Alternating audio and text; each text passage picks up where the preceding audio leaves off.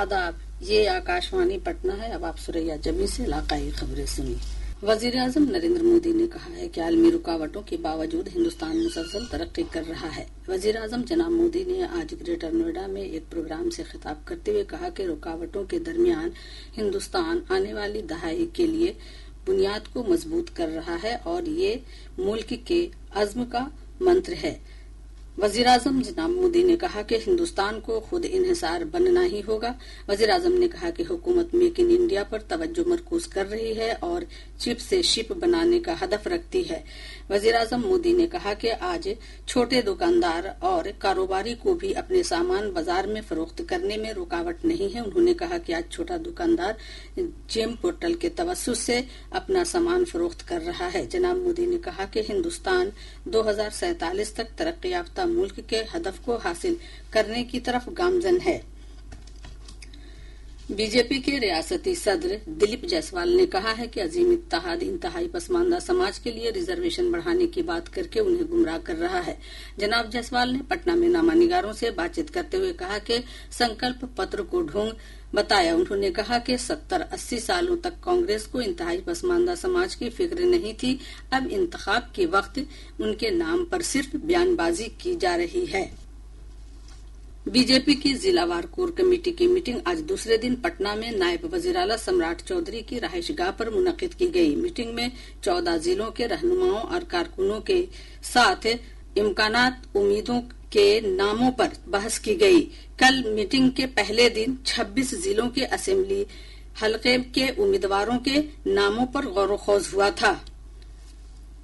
Governor Arif Mohammad Khan अदबी बिरादरी पर जोर दिया है कि डिजिटल वो के इस दौर में वकार और इंसानियत की मंजिल को दोबारा हासिल करें। गवर्नर आरिफ मोहम्मद खान आज पटना में 4 रोजा बैनुल-अक़वामी अदबी महोत्सव 19 के इफ्तिताही इजलास से खिताब कर रहे थे। उन्होंने कहा कि बढ़ते इम्कानात के इस दौर में इंसान तेजी से माशी लालच का शिकार हो रहा है। गवर्नर ने मुसन्निफों, फनकारों, कवियों और मुफक्किरीन पर जोर दिया कि वो एक आलमी जमहूरिया और हकीकी मानों में आलमी मुआशरे की तामीर में काम करें।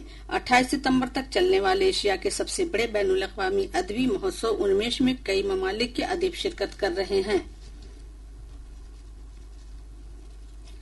निगरानी की टीम ने मधुबनी जिले के बाबूबरही इलाके में भूपटी चौक के पास छापेमारी करके जिला नियोजन अफसर मिरनाल कुमार चौधरी को 20,000 रुपए रिश्वत लेते रंगे हाथ गिरफ्तार किया। टीम ने कंप्यूटर ऑपरेटर राहुल को भी 10,000 रुपए की रिश्वत की रकम के साथ गिरफ्तार किया।